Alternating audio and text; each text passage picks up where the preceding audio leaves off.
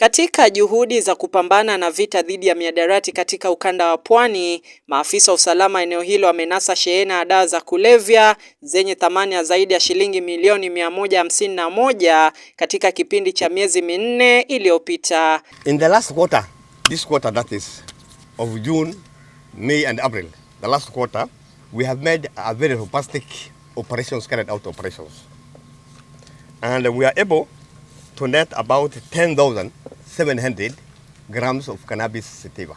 Akihutubia wanahabari leo katika makao makuu ya polisi ukanda wa Pwani, kamanda wa polisi wa eneo hilo Bwana Ali Nuno ameelezea kuwa mshukiwa mmoja alikamatwa hivi karibuni katika uwanja wa ndege wa kimataifa wa Moi akielekea Dubai akiwa na dawa hizo zenye thamani ya shilingi milioni 1.5. Hizi madrugs mnaona hapa, tumeshika suspect mmoja akiwa anatoka hapa Moi Airport akielekea wapi? Dubai. Na alikuwa amemeza hizi vitu, alikuwa anabeba kwa tumbo. 44 of them. Market value ya ile zamana ile pile ambayo alikuwa anabeba kwa tumbo ni ya 1.5 million. Tuliposhika yeye, tukaenda naye mpaka kwake nyumbani na tukapata zingine 16 ndio hizi. Msako huo unalenga wasambazaji umefanikisha kukamatwa kwa watu 27, kati yao 5 wanaaminika kuwa walanguzi wakubwa wa mihadarati, 12 wakiwa ni wasafirishaji na 10 wakiwa washirika wa biashara hiyo haramu. Kwa hiyo muda ya miezi 3 tunasema tumeshika drug barons 5. Carriers wale wa kubeba 10 na peddlers 12.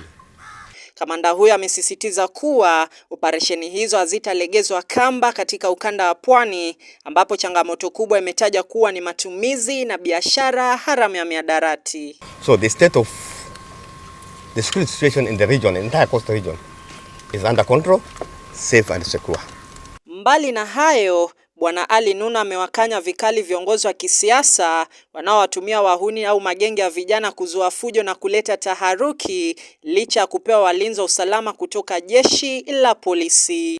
We are not ready to see Kenya going down to the docks.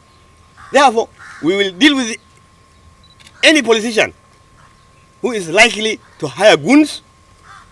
We are going to withdraw his security na hatutacheka na hawa. So they have hard decisions to make. Either wakae na hiyo security na wawachane mambo ya hooligans. Kama sio hivyo, wakae na hawa, tupambane na hawa, tukutane kwa kiwanja. David Lukoe, Runinga Pazuri kutoka kaunti ya Mombasa.